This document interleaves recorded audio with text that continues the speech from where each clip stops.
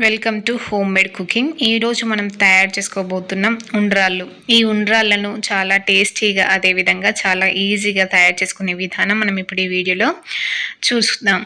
ముందుగా stove on చేసేసుకొని stove పైన కడాయి పెట్టేసుకొని ఈ కడాయిలో 2 గ్లాసుల వరకు వాటర్ని వేసేసుకోవాలండి.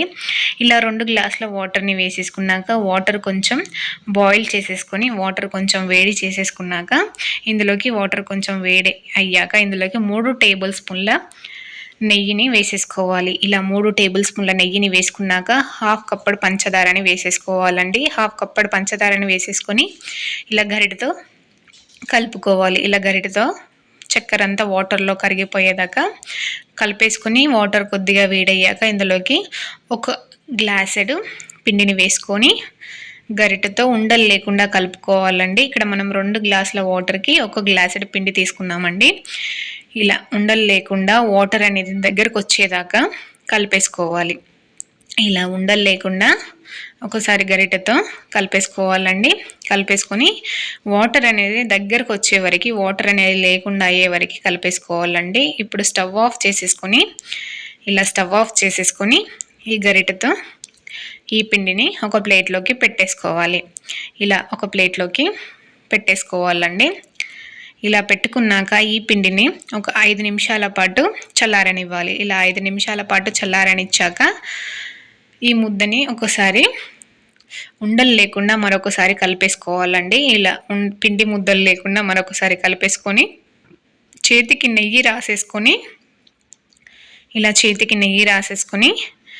పిండి ముద్దను కొద్దిగా తీసేసుకొని ఇలా ఉండల్లాగా ఉండ్రాళ్ళలాగా నొక్కేసుకోవాలి. ఇలా ఉండ్రాళ్ళలాగా నొక్కేసుకోవాలి. చూడండి, ఇలా ముద్దల్లాగా చేసేసుకొని పెట్టేసుకోవాలి. చూడండి, ఇలా గుండ్రగా పెట్టేసుకోవాలి. ఇలా తీసేసుకొని ఒక ప్లేట్లోకి పెట్టేసుకోవాలి. అదేవిధంగా మరికొద్దిగా పిండిని తీసేసుకొని ఇలా గుండ్రగా ఉండ్రాళ్ళలాగా ముద్దలాగా చేసేసుకొని ఒక ప్లేట్లో పెట్టేసుకోవాలి. చూడండి, ఇలా ముద్దల్లాగా చేసేసుకొని ఒక ప్లేట్లోకి పెట్టేసుకోవాలండి. నేను ఇదే ప్లేట్లో పెట్టేస్తున్నానండి. మీకు వేరే ప్లేట్లో కావాలంటే వేరే ప్లేట్లో కూడా తీసి పెట్టేసుకోవచ్చు. ఇలా ప్లేట్లోకి పెట్టేసుకోవాలి. అదేవిధంగా మరికొద్దిగా పిండిని తీసేసుకొని ఇలాగే పిండి మొత్తం ఉండ్రాళ్ళలాగా చేసేసుకొని పెట్టేసుకోవాలండి. ఈ ఉండ్రాళ్ళను నేను ఇక్కడ గుండ్రగా చేస్తున్నాను కదండి. మీకు వేరే వేరే షేప్స్ కావాలంటే వేరే వేరే షేప్లలో కూడా చేసుకోవచ్చండి. ఇలా ఎలాంటి షేప్స్ అయినా చేయొచ్చండి. సో ఇలా గుండ్రగా చేసేసుకొని ముద్దల్లాగా చేసేసుకొని అన్నీ ఇలా ఉండ్రాళ్ళలాగా చేసేసుకొని పెట్టేసుకోవాలి. చూడండి, ఇలా అన్నీ సర్దేసుకోవాలి. ఇప్పుడు మళ్ళీ స్టవ్ ఆన్ చేసేసుకొని దానిపైన ఇలాంటి పెద్ద కడాయి పెట్టేసుకొని ఒక చెంబడు వాటర్ వేసేసుకొని వాటర్ అనేది వేడి చేసేసుకోవాలండి. అదేవిధంగా మరొక గిన్నెని తీసేసుకొని కొద్దిగా నెయ్యి రాసేసుకొని అడుగున నెయ్యి రాసేసుకొని గిన్నెకి ఇలా అడుగున నెయ్యి రాసేసుకొని దీంట్లోకి మనం ఇందాక చేసి పెట్టుకున్నాం కదండి ఉండ్రాలని, వాటిని ఒక్కొక్కటిగా ఇందులోకి పెట్టేసుకోవాలి. ఇలా ఒక్కొక్కటిగా గిన్నెలోకి పెట్టేసుకోవాలండి. ఇలా పెట్టేసుకొని నెయ్యి రాసిన గిన్నెలోకి పెట్టేసుకొని మనం ఇందాక వాటర్ వేడి చేసుకుంటున్నాం కదండి, ఆ గిన్నెలో వాటర్ అనేటివి మసిలాక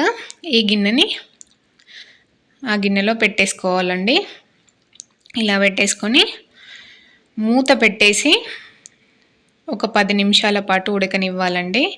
ఇలా మూత పెట్టేసి ఒక 10 నిమిషాల పాటు ఉడకనిచ్చాక మూత తీసేసి 10 నిమిషాల తర్వాతకి ఉండ్రాళ్ళ మీద ఉన్న మూత తీసేసి చూడండి, ఉండ్రాళ్ళు అనేవి చక్కగా ఉడికిపోయి ఉంటాయండి. మూత తీసేసి అందులో నుంచి గిన్నె తీసేసి స్టవ్ ఆఫ్ చేసేసుకొని గిన్నె తీసేసి ఆవిరికి ఉడికిపోతాయండి ఉండ్రాళ్ళు. ఇలా ఉడికాక ఒక్కొక్కటిగా తీసేసుకొని ఇలా ప్లేట్లోకి పెట్టేసుకోవాలి. 1 నిమిషం చల్లారినాక 1 నిమిషం తర్వాతకి ఇలా హ్యాండ్తో కూడా తీసేసి పెట్టుకోవచ్చండి. ఇలా కింద అడుగంటకుండా ఉండ్రాళ్ళు అనేటివి వచ్చేస్తాయి. ఉండ్రాళ్ళు అనేటివి రెడీ అయిపోయాయండి. నా వీడియోస్ కనుక మీకు నచ్చినట్లయితే ప్లీజ్ లైక్ చేయండి, సబ్స్క్రైబ్ చేసుకోండి ప్లీజ్.